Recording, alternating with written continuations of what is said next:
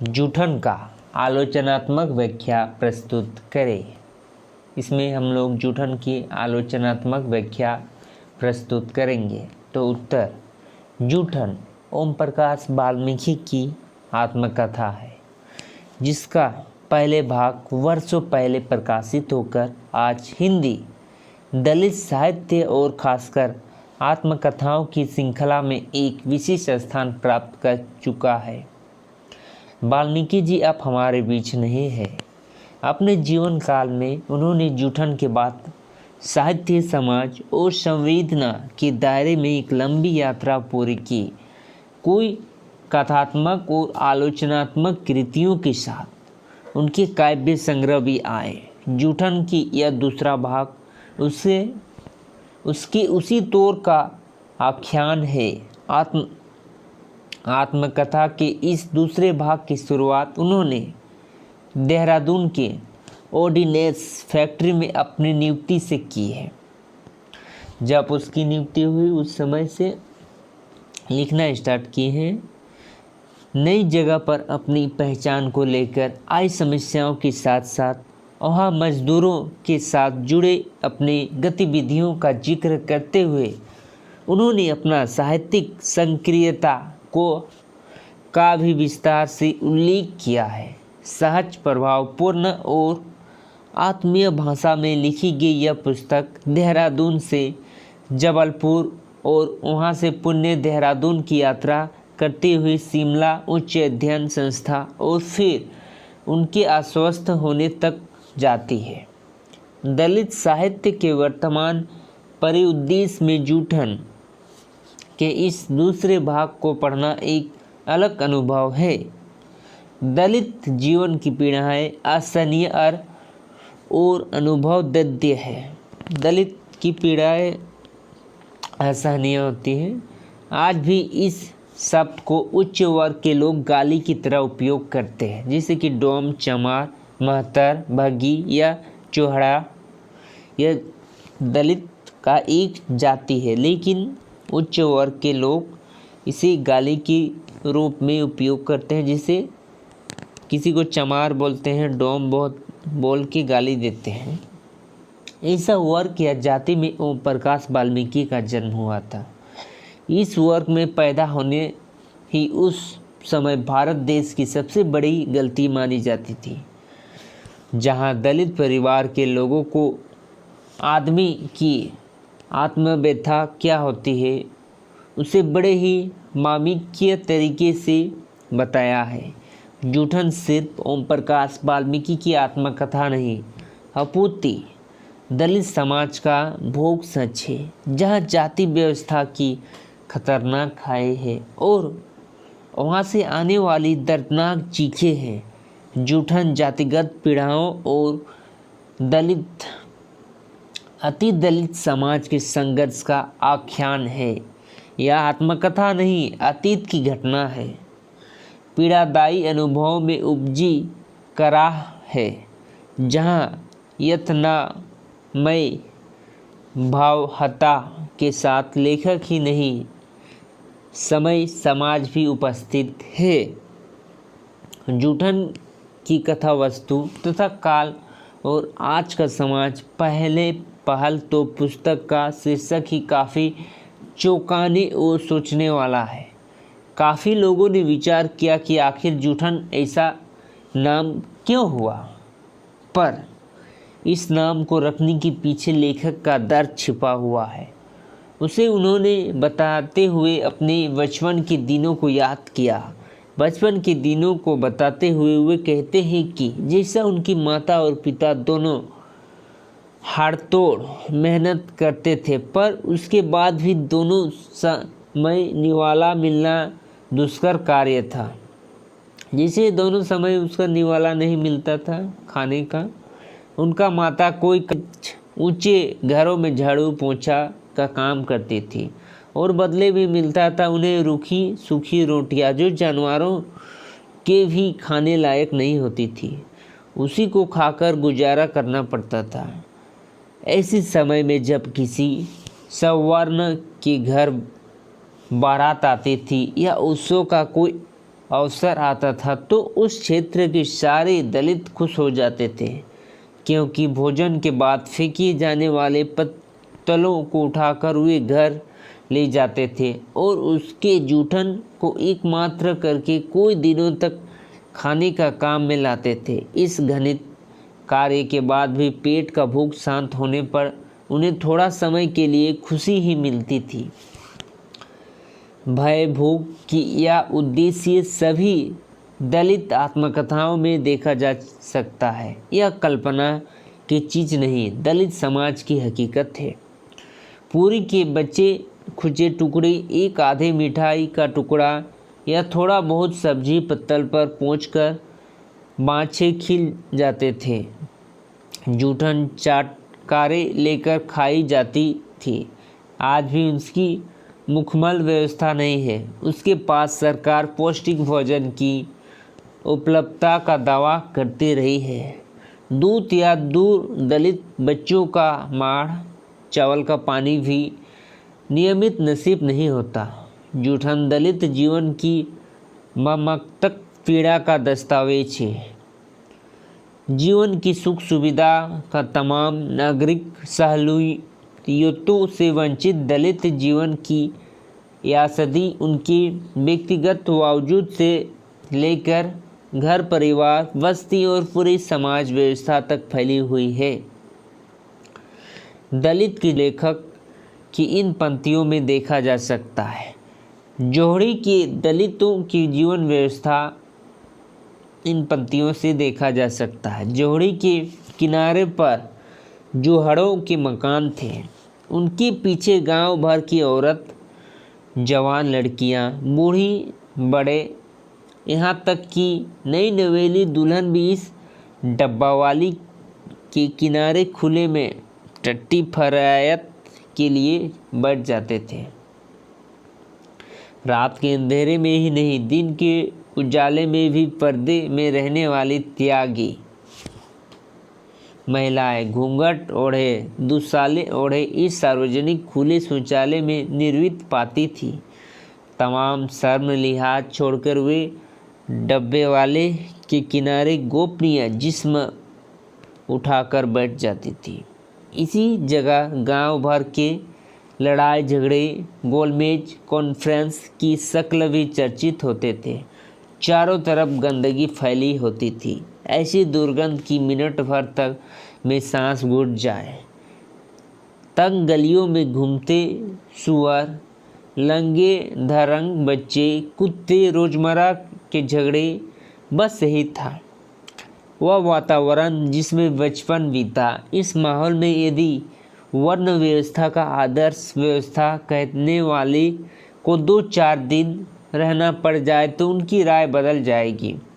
आत्मकथा की इन प्रारंभिक पंक्तियों से ही इसकी कथा और कथ्य की मार्मिकता का अनुभव लगाया जा सकता है। दलित बालक ओम प्रकाश वाल्मीकि की जुहाड़ों समझकर हेडमास्टर दिन भर लेखक से झाड़ू लगवाता है। लेखक के शब्द में दूसरे दिन स्कूल पहुंचा जाते ही हेडमास्टर ने फिर से झाड़ू का काम पर लगा दिया। पूरे दिन झाड़ू देता रहा। मन में एक तसल्ली थी कि कल से कक्षा में बैठ जाऊंगा। तीसरे दिन में मैं कक्षा में जाकर चुपचाप बैठ गया। थोड़ी देर बाद उनकी दहाड़ सुनाई पड़ी। अबे ओ चूहड़े के यहाँ कहाँ घुस गया? अपनी माँ उनकी दहाड़ सुनकर मैं थर-थर कांपने लगा था।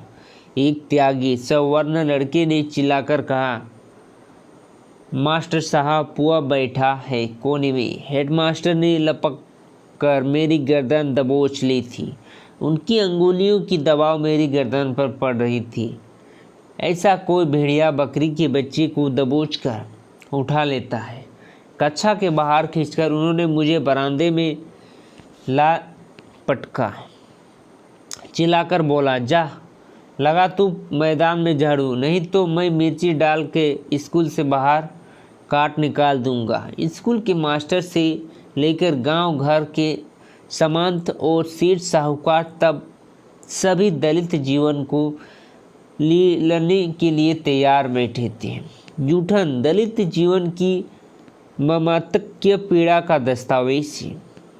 जीवन की सुख सुविधा और तमाम नागरिक सहूलियतों से वंचित दलित जीवन की यह सदी उनकी व्यक्तिगत बावजूद से लेकर घर परिवार बस्ती और पूरे समाज व्यवस्था तक फैली हुई है। दलित का जीवन ऐसा था कि कोई सामंत और सेठ साहूकार दलित को नाम से पुकारने की किसी को आदत नहीं थी। उनके संबोधन का तरीका यह होता था, अगर उम्र में बड़ा हो तो ओ चूहड़े बराबर, या उम्र में छोटा हो तो अबे चूहड़े के। छुआछूत और अस्पृश्यता का एक ऐसा माहौल था कि कुत्ते बिल्ली गाय भैंस या अन्य किसी जानवर को छूना बुरा नहीं था, लेकिन दलित को माना जाता है कि यदि चूहड़े मनुष्य को स्पर्श हो जाए तो पाप लग जाता था। यानी दलित का समाज में कोई मान सम्मान इज्जत असमानता तथा अपनी पहचान कुछ भी नहीं थी सिवाय चूहड़े के। सामाजिक स्तर पर इंसानों दर्जा खत्म कर दिया गया था। वाल्मीकि जी अपने स्कूल की बात बताते थे कि कैसे सवर्ण अध्यापक उन्हें बात में मारते थे या कहते थे कि भगी या चमारों के लड़के पढ़ सकते हैं, क्यों कि उनका जन्म पढ़ने के लिए नहीं हुआ है। मुझे पढ़ के बड़ा आश्चर्य हुआ है कि यह बात 1960 के दशक की है, पर इसकी लक्षण आज भी हर जगह दिखाई देती है। दलित विद्यार्थियों का पानी की पर्याप्त मात्रा के बाद भी प्यास बुझाना मुश्किल था। परीक्षा के दिनों में प्यास लगने पर गिलास से पानी नहीं पी सकते थे। हथेली को जोड़कर ओख से पानी पीना पड़ता था। पिलाने वाली चपरासी भी बहुत ऊपर से पानी डालता था, वही गिलास हाथों से छू न जाए। ऐसी परिवेश में एक सवर्णवादी मानसिकता का विकास होगा तो दूसरी ओर दलित विद्यार्थियों के अंदर हीनता कुष्ठा का भाव विकसित। निर्धारित से लेकर अध्यापकों की नियुक्ति तक जातीय वर्षीय कायम था। प्रयोगात्मक परीक्षा में फेल कर दिया जाता था, जबकि सभी विषय में अच्छे अंक मिलते थे। यह दलित कथा है जिसके लेखक ओम प्रकाश वाल्मीकि है। दलित जूठन में दलित को जिस प्रकार बेगार करना पड़ता था उसी भी लेखक भी बताया है कि सवर्ण जमींदार दलितों को जबरदस्ती अपने खेत में काम करवाते थे। अगर कोई नहीं करता तो उसे डंडा भी मार दिया जाता था। इस प्रथा ने दलितों के मान सम्मान को कुचल दिया। ऐसे ही प्रसंग लेखक के जीवन में भी आया। जब लेखक 10वीं कक्षा में होते थे तब वे अपनी परीक्षा की तैयारी करते हैं। उनकी 2 पेपर लिखना भी बाकी होता है। तीसरे पेपर की तैयारी शुरू करते हैं तब गांव के सवर्ण जमींदार लेखक के पास आते हैं और जबरदस्ती से बेगार करने ले जाते हैं, मतलब काम करने। किंतु लेखक अपने आने वाली परीक्षा की तैयारी करते हैं तो लेखक आने के लिए तैयार नहीं होते हैं क्योंकि उन्हें परीक्षा लिखना होता है। फिर भी वह क्या करता, लेखक बताते हैं, रात को पढ़ लियो, आप मेरे साथ चल एक बोना है। फौजी ने आदेश दिया। मैंने उससे बहुत कहा कि मुझे पढ़ना है, कल मेरा पेपर है, लेकिन वह नहीं माना। जबरदस्ती बाहों पकड़कर खींचते हुए खेत पर ले गया। दड़ा धमकाकर काम पर लगा दिया। गालियों की बौछार में मेरी मस्तिष्क धड़कने लगी। मेरे भीतर आग भी भर गई थी। उस रोज त्यागियों की यह जुल्म मेरी स्मृति से बहुत गहरी तक भरे हुई है, जिनकी तपीसे में मैं अनेक बार झुलझा हूँ। इस प्रथा का जन्म समाती समाज की देन है। इस दलित ने कई पीढ़ियों तक इसे भोगा है। समाती व्यवस्था में विलासिता की दृष्टि ज़्यादा दिखाई देती है, जिसमें गरीबों को कुचलकर धन इकट्ठा किया। इस बेगारी में दलितों पर शारीरिक अत्याचार भी होने लगते थे। गरीब दलित शोषण के भाग्य का विधान मानकर अपनी असमता और असहाय व्यवस्था का परिणाम मानकर नियंत्रण इस वक्र में पिसता रहा। समाती उच्च वर्ग दीन दलितों की हड्डियों से पासे निचोड़ते रहे। बेगारी प्रथा ने दलित के जीवन में अंधेरा भर दिया था। जूठन की में इस बेगारी कथा का चित्रण आया है। लेखक के पूरे परिवार को, माँ से लेकर भाई सभी को हिंदू मुसलमान के घरों में साफ सफाई करना पड़ता था। गाय भैंस बैल का गोबर उठाना पड़ता था। गोबर और मूत्र पूरे दलान में फैलाने पर दुर्गंध होती थी, फिर भी उसे गोबर ढूंढकर निकालना पड़ता था।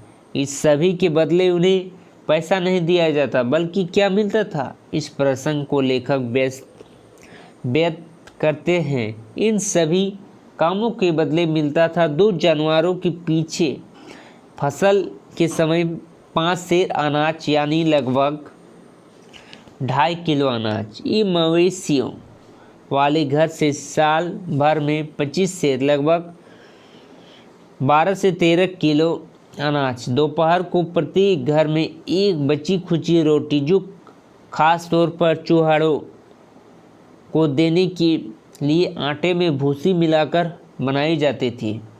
कभी कभी जूठन भी बैंगन की टोकरी में डाल दिया जाता था। इस प्रकार पूरे साल भर काम कराने के बावजूद 12 से 13 किलो अनाज दिया जाता था।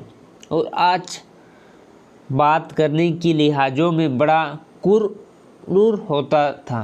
फिर भी दलित में इतनी कष्ट होने के बावजूद अपने आप को बचा कर रखा, यही बड़ी बात है। अतः ओम प्रकाश वाल्मीकि जी की जातीय अपमान और उत्पीड़न के जीवन वर्णन के माध्यम से एक दलित की